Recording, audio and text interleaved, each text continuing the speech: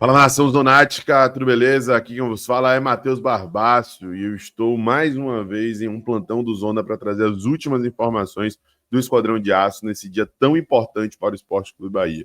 Dia que pode selar a classificação após 36 anos para a Libertadores da América. Jogo que marca uma geração que nunca teve oportunidade de ver o Bahia jogar a maior competição da América do Sul. A gente vai falar um pouco sobre esse jogo, trazendo informações a respeito de quem deve estar à disposição para esse confronto e também iremos falar sobre mercado da bola em mais um episódio do Plantão do Zona. Você que está chegando agora, evidentemente, é muito bem-vindo, mas evidentemente também vai ajudar demais se clicar no like, se clicar no gostei que aparece aí embaixo. Toda terça-feira estamos ao vivo às 20 horas aqui neste canal, gravando lá no Sindicato dos Eletricitários da Bahia, no Sinergia Bahia, e no dia a dia sempre tem corte e ou vídeo aqui no canal. Então, seu like ajuda a gente a propagar esses conteúdos e fazer com que a gente alcance mais torcedores, mais zonáticos para a nossa legião. Vamos começar falando sobre a polêmica de Adriel. Recentemente, depois do jogo contra a equipe do Corinthians, o jornalista Darino Senna, em seu canal do YouTube, no Bahia Meio-Dia, trouxe a informação de que Adriel teria comunicado que não quer permanecer no Bahia em 2025. Ao longo dos últimos meses, já estão saindo informações de que o Bahia não pretende também manter Adriel para 2025, ou renovando o empréstimo, ou fazendo uma compra em definitivo. E, além disso, ele citou, né, que Adriel está insatisfeito aí com o fato de não ter conseguido ter muita sequência com o técnico Rogério Ceni. O fato seguinte é que Adriel se pronunciou nas redes sociais e negou essa insatisfação, destacando que é baiano e todo baiano é torcedor do Bahia, segundo mesmo, e por conta disso está imbuído em conseguir o principal objetivo da temporada, que é essa vaga na Libertadores da América. Ele ainda citou que é profissional e independente de qualquer tipo de acordo pensando na próxima temporada, tem que cumprir a sua missão neste embate, neste confronto. Bom, eu acredito que nessa história, Adriel não está com tanta moral assim para poder negar qualquer tipo de situação.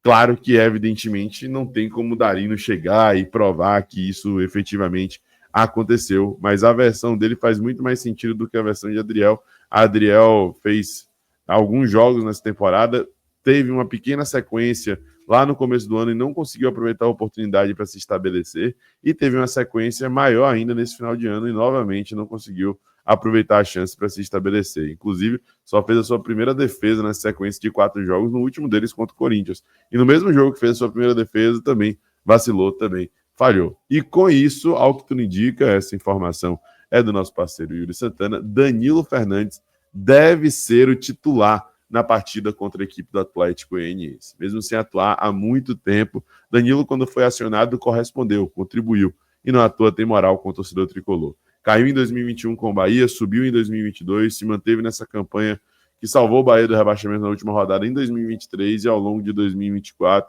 tem sido muito mais atuante no vestiário, no diálogo interno, do dia a dia, do que propriamente dentro de campo. Mas ainda assim, passa mais segurança e confiança para o torcedor do que o próprio Adriel.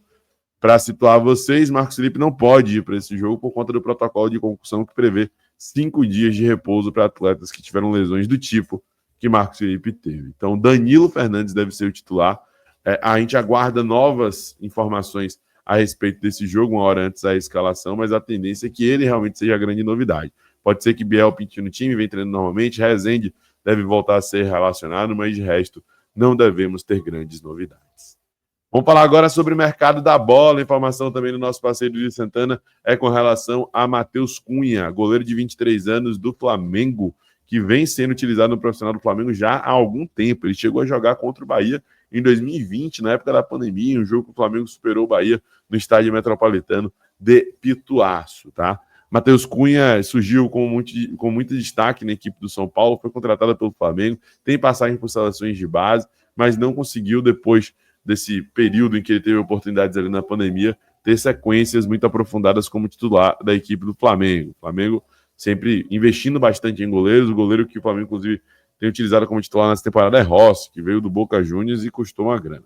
Então, Matheus Cunha interessa, segundo informação de Yuri Santana, né, o Bahia, mais uma vez, procura goleiro e certamente é uma das posições prioritárias e consideradas mais carentes pensando na temporada de 2025. Depois da procura por Everson, dos valores que assustaram, da situação do Grupo City envolvendo o Hugo Souza, que não foi diretamente com o Bahia, mas poderia ter sido, e o acordo de Hugo Souza para poder renovar e ser adquirido em definitivo pelo Corinthians. Agora o nome de Matheus Cunha é o que aparece no radar.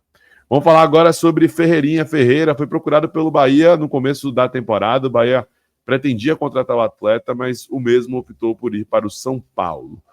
Ele, torcedor de São Paulo de infância, e depois de uma temporada regular, mas não tão avassaladora, com 8 gols e 2 assistências em 49 jogos, Ferreirinha interessa ao Sport Clube Bahia mais uma vez. Só que o valor pedido pelo São Paulo, de acordo com Jorge Nicola, que apurou essa informação e a trouxe de maneira exclusiva, é de 8 milhões de euros, que gira em torno dos 50 milhões de reais. Até para o Bahia, que agora tem grana, que pode investir, é um valor considerado alto. Porém, a cúpula tricolor não deve existir facilmente assim das negociações. Segundo Nicola, nos próximos dias, intermediários do City Futebol Group devem voltar a entrar em contato para tentar desenvolver um negócio com o Ferreirinha. Uma outra carência do Bahia nessa temporada é essa posição de ponta, de jogador de lado de campo. Ademir conseguiu melhorar um pouco na reta final do campeonato, mas não foi tão bem ao longo do ano e teve algumas lesões. Biel teve várias lesões, é sempre pedido como titular, mas sempre acaba parando nesses problemas aí clínicos. Então, com isso, o Bahia busca aí um ponta que tenha capacidade de se desenvolver na equipe, ser titular e, né, se sair bem vestindo a camisa do esquadrão. Informação, novamente, reitero, de Jorge Nicola. Outra notícia a respeito de Isidro Pita. Em entrevista para a rádio lá do Paraguai, o empresário de Isidro Pita, que foi visto conversando ali, Isidro Pita no caso, né, com Rogério Ceni, Cadu Santoro, Raul Agui, com a direção do Sport Clube Bahia depois do jogo contra o Cuiabá. O empresário de Isidro Pita afirmou que Fluminense, Bahia e Vasco estão interessados no jogador para uma rádio do Paraguai. Então, o Bahia ainda não formalizou proposta, não tem negócio em andamento, mas há um interesse confirmado por quem, de alguma maneira, acaba intermediando essas tratativas, que é o empresário do jogador. O atacante paraguaio, de 25 anos de idade, teve uma ótima temporada com o Cuiabá, mesmo com o rebaixamento da equipe do Mato Grosso. Ele fez 21 gols, contribuiu com assistências, inclusive nos jogos contra o Bahia deu assistência e fez 2 gols, né, nos 2 jogos do primeiro e do segundo turno, e acaba a temporada com moral, com convocações para a seleção do seu país, né, e o prestígio aí do futebol brasileiro que tem cobiçado o atleta. É isso, gente. Esse foi o nosso apanhado de informações aqui no Zona Mista. Se gostou, deixe seu like, se inscreve, ativa o sino e compartilha. Um abraço, até a próxima. Hoje é dia de Bahia.